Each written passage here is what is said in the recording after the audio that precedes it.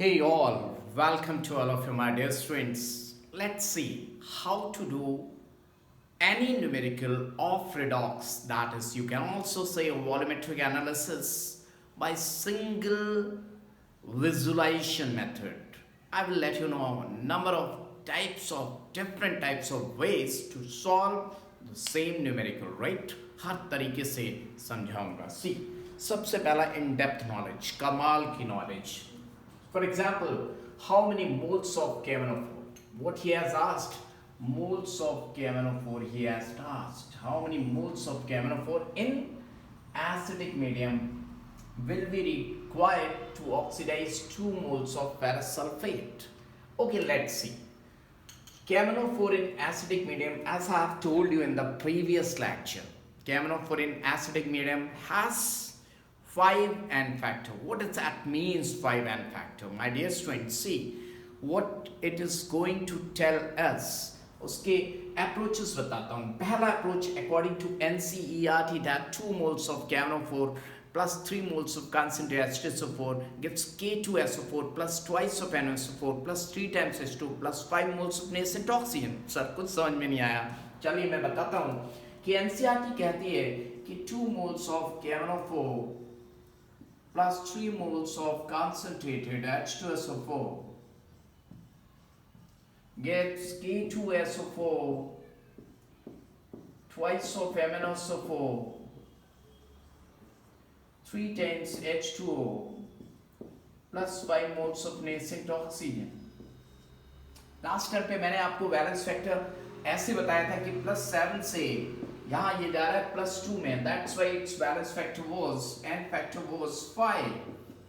Now you can also say कि how to find out equivalent weight. Equivalent weight बनाने का तरीका मैंने बताया 158 divided by 5 that was coming out to be 31.6. But NCERT इन बातों को नहीं मानती. ये तो हम टीचर्स ने बनाया n factor balance factor. NCERT says that mass of any entity which can release or accept 8 gram of oxygen, that should be its equivalent mass. Now see, we are getting 80 gram of oxygen from 158 to the 316 gram. That means 80 gram we are getting from 316 gram of KMnO4. So we will get 8 gram from 316 divided by 80 into 8 tens are. So that is coming out to be 31.6 more or less.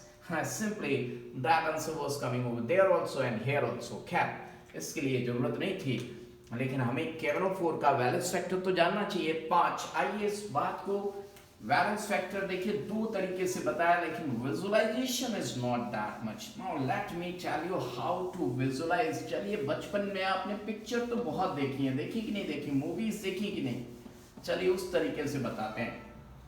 देखिए ferrous गोली चला रहा है, हमारे गांव में बंदूक होती है. बंदूक एक बार में at it same time only एक गोली चलाती है. बंदूक दुनालू एक बार में 2 गोली चलाती है. रिवॉल्वर तरह की होती, 5 भी चलाती, 6 भी चलाती है, तरह तरह की होती हैं.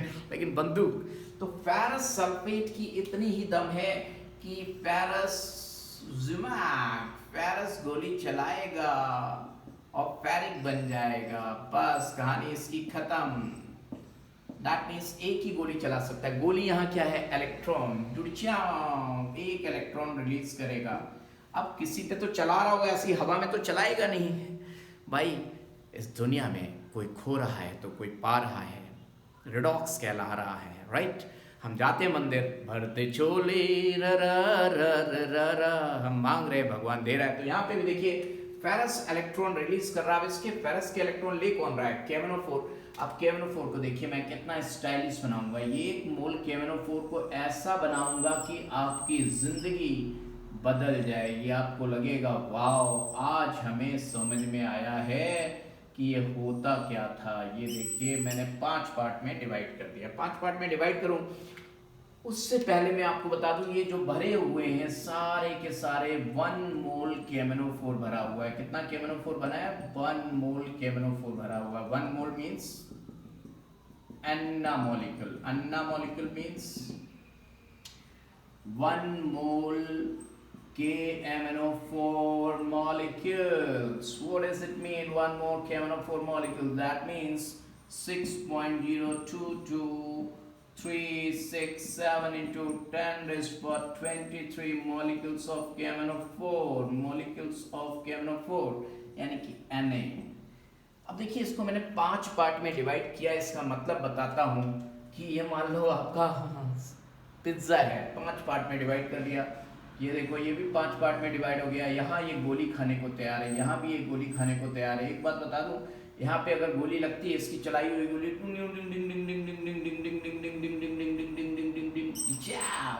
तो ये पूरा नहीं मरेगा. एक गोली से ये 1/5 ही मरेगा. कितना मरेगा? ये सिर्फ इतना मरेगा, इतना पार्ट मरेगा. क्योंकि इसको मैंने 5 पार्ट में इसलिए डिवाइड किया क्योंकि इसका वैलेंस फैक्टर 5 है, यानी कि 5 पार्ट में डिवाइड कर दिया तो ये इतना पार्ट मरेगा. यानी कि ये 1 मोल पूरा जो था, 1 मोल KMnO4 को मैं लिख सकता था 1 mole KMnO4 is equal to 5 equivalents. कितने इक्विवेलेंट्स? इक्विवेलेंट्स. ये इक्विवेलेंट्स है, इक्विवेलेंट्स 5 इक्विवेलेंट्स. तो 1 इक्विवेलेंट मरा. इसके एक मोल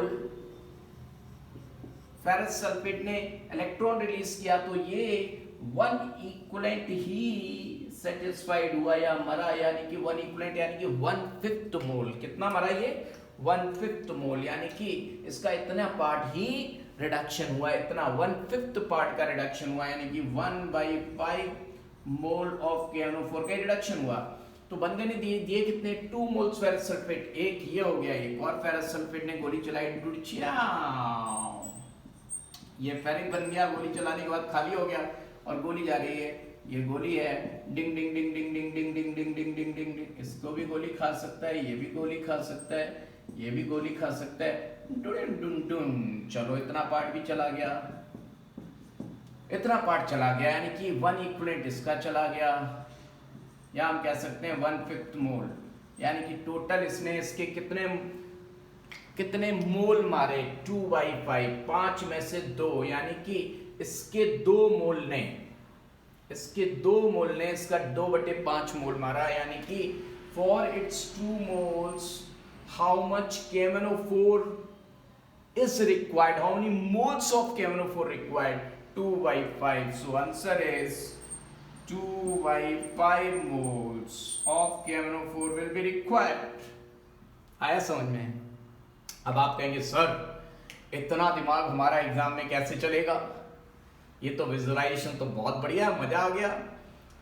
अगर मान लो हम, चलो आगे और बहुत सारे क्वेश्चन कराऊंगा, लेकिन पहले इसको दूसरे तरीके से भी बता दूं. मान लो बच्चा नहीं कर पाया ये विजुअलाइजेशन, तो मैं पहले एक तरीका बता देता हूं, फिर मैं बहुत सारे दुनिया का कोई भी क्वेश्चन होगा, हर क्वेश्चन आप कर पाएंगे. देखो मोल कॉन्सेप्ट होता है, एक law of chemical equivalent concept होता है, एक प्रिंसिपल ऑफ एटम कंजर्वेशन होता है. चलिए मैं लॉ की कॉन्सेप्ट देता हूं.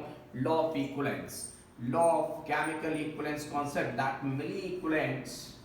milli equivalents of reducing agent will be same as milli equivalents of oxidizing agent. Now see, हमें किसके बारे में दिया हुआ है? हमें फेरस सल्फेट यानी कि मिली इक्विवेलेंट्स तो जानते हैं आप. मिली इक्विवेलेंट्स क्या होता है कि मोल्स या मिली इक्विवेलेंट्स की हमें इक्विवेलेंट्स भी लगा सकते हैं. मिली इक्विवेलेंट्स की जगह equivalents of reducing agent is equal to equivalents of oxidizing agent, right?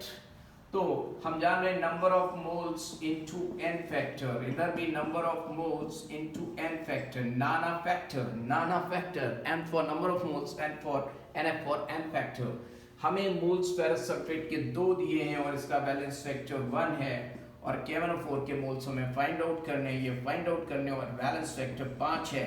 तो देखिए हमें क्या करना है, हमें ये फाइंड आउट करना है. तो n will be equal to 2/5. इतनी देर में आया आंसर. तो आया ना लॉ ऑफ इक्विवेलेंस से. ये लॉ ऑफ इक्विवेलेंस आंसर दिलाता है लेकिन समझाता कुछ भी नहीं है, और ये मेथड समझाता है. मान लीजिए एग्जामिनेशन में यही क्वेश्चन ऐसा नहीं आता, ये क्वेश्चन ऐसा आ जाता माय डियर स्टूडेंट्स. देखिए विजुअलाइजेशन आपको कैसे हवा में आंसर देगा। बच्चे सोचते हैं कि wow the chemistry is in the air, वो तो भाई बर्थ जानता है, कोई नहीं जानता। अगर क्वेश्चन होता इसके 5 mole ferrous sulphate, 5 moles of ferrous sulphate के लिए कितने मोल्स के KMnO4 चाहिए होंगे, तो देखो एक फेरस गोली चलाएगा, डुडचियां गोली गई, क्रैक डूं डूं डूं डूं, एक पार्ट मर गया, एक और चलाएगा, डूडी डूं डूं डूं डूं डूं, फेरिक में चेंज हो गया, इलेक्ट्रॉन दिया, इसने मारा। ऐसे सबको मारने के लिए कितने चाहिए होंगे, 5 गोलियां, एक इसको लगी, एक इसको लगी, एक इसको लगी, एक इसको लगी, एक इसको लगी, 5, यानी कि 1 mole KMnO4 5 mole ferrous sulphate की रिएक्शन हो तो बात बराबरी की होगी। That means what he has at how many moles of KMnO4 in acid medium will be required to oxidise 5 moles of ferrous sulphate, so answer is 1 mole. और इतनी बात आ गई, सबको आ गई, 1 मोल ऑफ KMnO4, यानी कि हम इसको ऐसे भी लिख सकते थे। देखिए कभी रिएक्शन बैलेंस करने को आ जाए रेडॉक्स की, KMnO4 plus ferrous sulphate in acidic medium क्या बनेगा, तो हमें पता है KMnO4 एसिडिक मीडियम में Mn2 प्लस बनता है, तो MnSO4 और ferrous sulphate, ferric sulphate Fe2SO4 whole thrice. Now you can see with the reaction आप इनऑर्गेनिक केमिस्ट्री भी, पूरी इनऑर्गेनिक केमिस्ट्री समझ सकते हैं कि 1 मोल KMnO4 के लिए 5 मोल फेरस सल्फेट लिखते हैं। ये रिएक्शन बैलेंस्ड हो गई, मजे आ गए कि नहीं आ गए। So you can do any question my dear students if you visualize it. दूसरी बात, हम रटते रहते हैं कि भाई इसका इक्विवेलेंट मास कितना होगा, इक्विवेलेंट मास कितना होगा। देखिए ये भी विजुअलाइजेशन दिखा देता हूँ आपको, इक्विवेलेंट मास कितना होगा। ये एसिडिक मीडियम में इसकी पावर 5 टाइम्स हो जाती है, मतलब 5 टाइम्स का मतलब है कि 1 मोल 5 पार्ट में डिवाइड हो जाता है और हर पार्ट की पावर बराबर है। दैट मीन्स पूरे का मास 1 मोल यानी कि 6.022 into 10⁻23 KMnO4 मॉलिक्यूल्स का मास कितना था, 158 ग्राम्स, और 5 पार्ट में डिवाइड हो गया तो 158 डिवाइडेड बाई, अच्छे से लिखो, 158 डिवाइड बाई 5, यानी कि हर पार्ट का मास कितना है, 31.6, 31.6, 31.6, यानी कि 5 इक्विवेलेंट हैं और हर किसी का 31.6, 31.6 ग्राम मास है और हर कोई बराबर है। क्या बात समझ में आई माय डियर स्टूडेंट्स? यानी कि दुनिया का कोई भी क्वेश्चन आप कर सकते हैं। इतनी बात अगर आपको आ गई माय डियर स्टूडेंट्स, तो आप दुनिया का कोई भी क्वेश्चन कर सकते हैं, कैसा भी क्वेश्चन हो, you can do it fantastic way, right? क्या आप मेरी बात समझ रहे हैं? और यही अगर क्वेश्चन होता एसिडिक नहीं होता, न्यूट्रल मीडियम होता my dear students, same question जो मैंने आपको दिया था, अगर ये 2 मोल्स वाला जो दिया था, अगर न्यूट्रल मीडियम होता माय डियर स्टूडेंट्स, अगर मीडियम क्या रहा होता, न्यूट्रल, सी वही 2 मोल्स और एसिडिक की जगह न्यूट्रल मीडियम कर दूं अगर, देखिए माय डियर स्टूडेंट्स, यहाँ पर हमने कर दिया KMnO4 इन न्यूट्रल मीडियम और 2 मोल्स ऑफ फेरस सल्फेट। अब हम जानते हैं KMnO4 का न्यूट्रल मीडियम में कितना होता है, बैलेंस फैक्टर 3, तो ये मैंने 1 मोल KMnO4 बनाया मेरे प्यारे बच्चों, 1 मोल यानी कि 6.023 into 10⁻23 molecules of KMnO4, weight 158 gram, और 3 पार्ट में डिवाइड कर दिया इस बार क्योंकि इसकी पावर कम हो गई, पावर कम हो गई माय डियर स्टूडेंट्स। तो पावर जब कम हो गई तो ये देखिए 3 ही गोली खा सकता है, 3 गोली खा सकता है, ये 3 गोली खा सकता है। तो देखो फेरस ने गोली चलाई, टुडचियां, एक गोली चलाई, टुडचियां, तो इतना पार्ट मर गया। देख रहे हैं 2 मोल फेरस सल्फेट, यानी कि एक और चाहिए फेरस सल्फेट, डुडचियां, डिंग डिंग डिंग डिंग डिंग डिंग डिंग डिंग डिंग, यानी कि कितना मरा, कितना मरा, 2/3, यानी कि आंसर होगा 2/3 मोल्स ऑफ KMnO4।